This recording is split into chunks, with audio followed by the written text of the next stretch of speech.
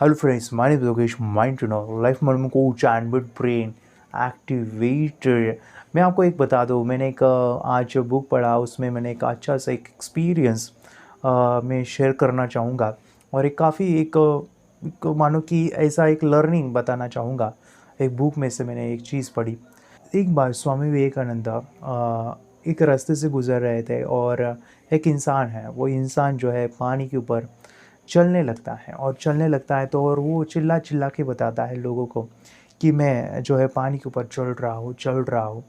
तो ये मेरी 20 साल की तपस्या है, 20 साल से मैं इस चीज़ को कर रहा हूँ। तो काफ़ी लोग आते हैं, कहते हैं अरे वाह वाह तू कितना अच्छा कर रहा है, वाह। सभी लोग ताली बजाते हैं, सभी लोग उसे अप्रिशिएट करते हैं। वो कहता है कि हाँ, ये मेरे 20 साल की तपस्या का फल है, मैं पानी के ऊपर अभी तैर सकता हूँ, चल सकता हूँ। तो ये दूर से स्वामी विवेकानंद देखते हैं, पानी के ऊपर वो चल रहा है, उसके पास आते हैं और वो मानो कि वो इंसान को कहते हैं कि इससे क्या होगा, इससे क्या फ़ायदा है। वो इंसान कहता है कि मैं 20 साल की मेहनत का नतीजा है, पानी के ऊपर चल रहा हूँ। वो इंसान मानो कि उसको काफ़ी ईगो आ जाता है और स्वामी विवेकानंद उनको कहते हैं कि तूने 10 रुपए के लिए अपनी 20 साल को जो है तूने बर्बाद कर डाले। 10 रुपए के लिए मानो कि यहाँ पे जो भी शिप है, मानो कि नाव है, वो 10 रुपए लेती है इस पानी को वो चलने से। मानो कि आप उस पर बैठ के भी जा सकते हैं, तूने 20 साल ख़राब कर दिए। तो स्वामी जी कहना चाहते थे कि ये जो साधना, ये जो मेडिटेशन, ये जो आप शक्तियाँ मिलती है, तो वो उसका काम ये नहीं है कि बाहर की चीज़ों को ये करना, लोगों को दिखाना, ईगोइस्टिक होना, इसके लिए नहीं है। मैं कौन हूँ, कहाँ से आया हूँ, मुझे करना क्या है, सत्य को जानना है, इसके लिए है। तो एक ब्यूटीफुल लेसन हमें मिलता है कि हम भी अपने लाइफ में हम क्यों आए हैं, क्या करना है और कहाँ जाना है। तो ये हमें सोचना पड़ेगा और सोचना पड़ेगा, हमारे अंदर जाना पड़ेगा। अंदर जाने के लिए हमें अंदर पूछना पड़ेगा, ये पूछना पड़ेगा। हमारे अंदर काफ़ी खजाना पड़ा है, लेकिन वो खजाने को हम देखते ही नहीं है। तो 3 चीज़ें होती है, आपको जो है ज्ञान चाहिए, ज्ञान जो आपको मिला है उसके तरह से आपकी कृति होनी चाहिए और कृति होने के बाद जो है आप उस ज्ञान को, उस कृति को करते हो, तो वो जो एक रास्ता आपको मिलेगा, वो मिलेगा और वो मिलेगा कि आप अंदर सवाल पूछोगे। ये सवाल पूछना ज़रूरी है। जितना आप सवाल पूछोगे उतनी ही आपकी लाइफ अच्छी होने वाली है। इसी के रेफरेंस में आपको मैं यहाँ पे आई हाईली रिकमेंड कि ये जो वीडियो है आप इसको पूरा देखिए और लाइफ के बारे में इसमें काफ़ी अच्छी चीज़ें बताई है कि हम कहाँ आते हैं, कहाँ जाते हैं, जन्म कैसे होता है, मृत्यु के बाद क्या होता है। इस वीडियो में ब्यूटीफुली एक्सप्लेन किया है और ज़रूर कहूँगा ये वीडियो अगर आपको अच्छा लगा है तो आप इसे शेयर कीजिए।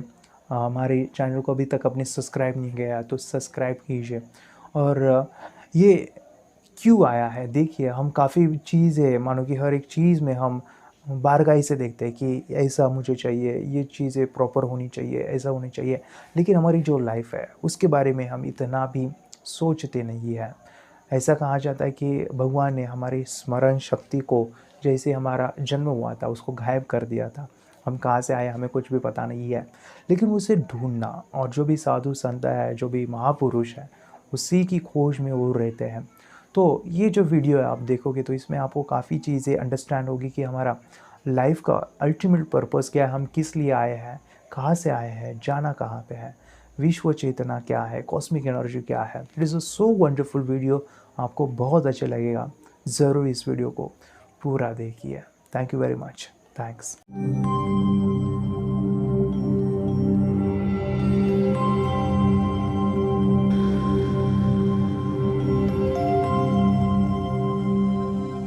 हम इस धरती पर विश्व चेतना की एक कण के रूप में आते हैं।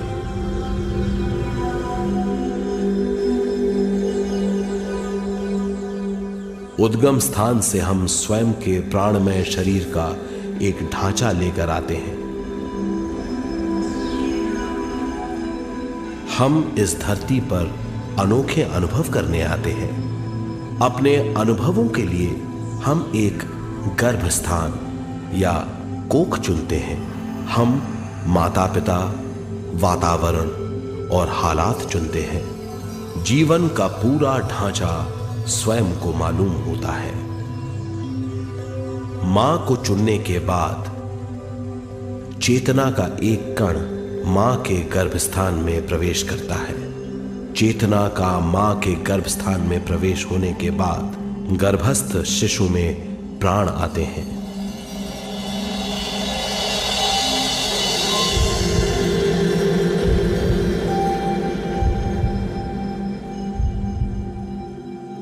प्राणमय शरीर में विश्व शक्ति के हिसाब से और उनके कारणों से प्राकृतिक शरीर बनने लगता है। चेतना बारंबार उद्गम स्थान में आती रहती है और जब तक पहली सांस आती है, मां के गर्भस्थान से बाहर आने के बाद वो बाहर की पहली सांस लेता है। इसे जन्म कहते हैं।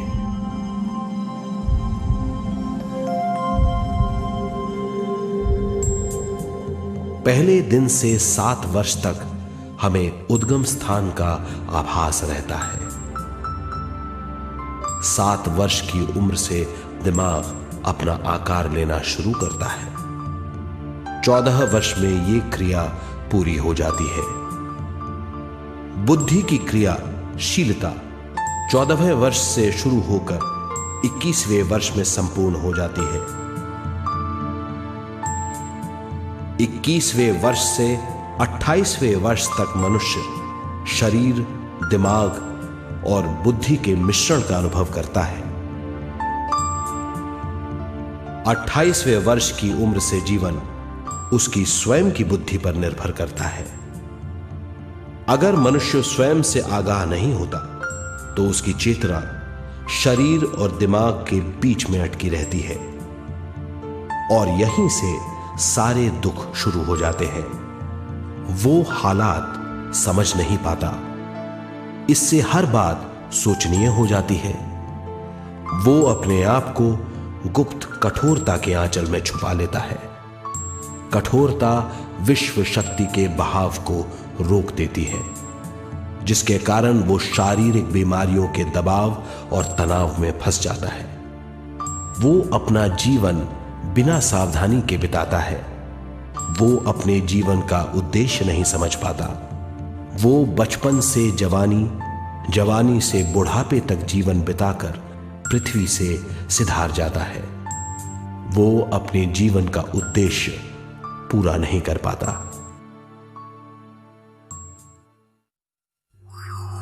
इसे हम मृत्यु कहते हैं।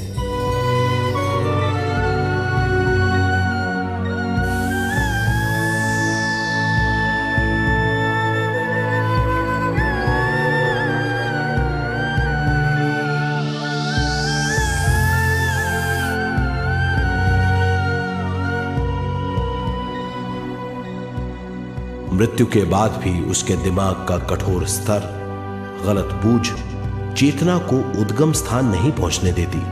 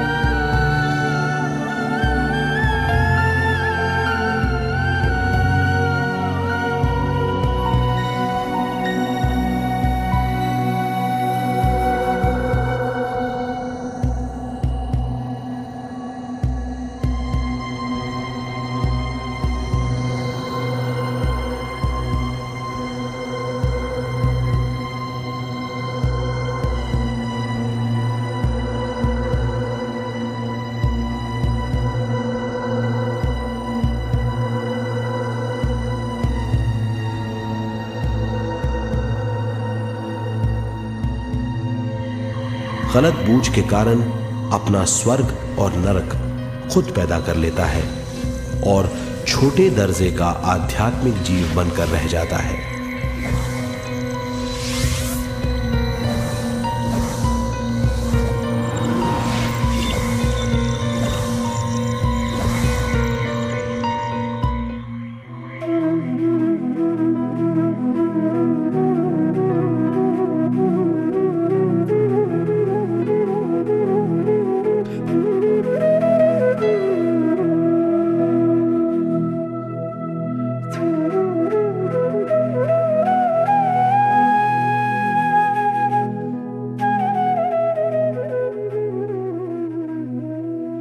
अगर मनुष्य स्वयं में सरोवर होकर अपना जीवन शुरू करता है तो वो हर हाल में आनंद पूर्वक रहेगा। मृत्यु के बाद भी वो निचले लोकों में नहीं रहेगा, वो उद्गम स्थान पर लौट जाएगा।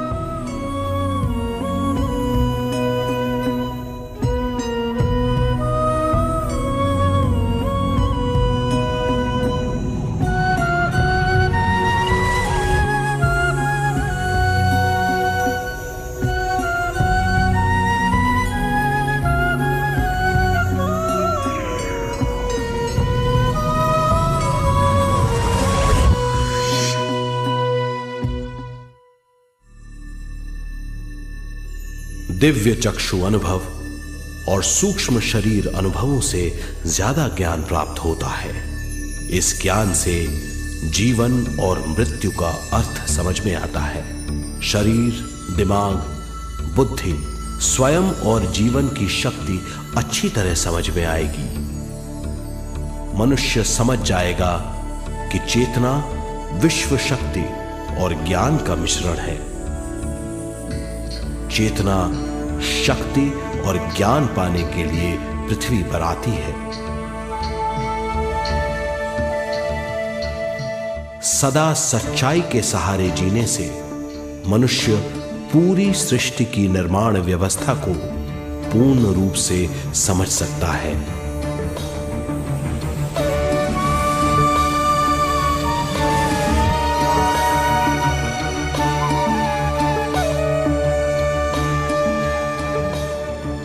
इस समझ के द्वारा मनुष्य एक अद्भुत सृष्टिकर्ता बन सकता है।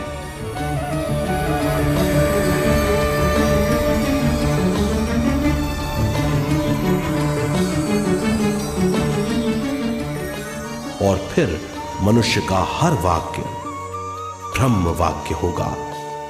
वो जो सोचेगा वो संपूर्ण होगा। उसका हर कार्य एक नया आविष्कार होगा। यही है ज्ञान बोध।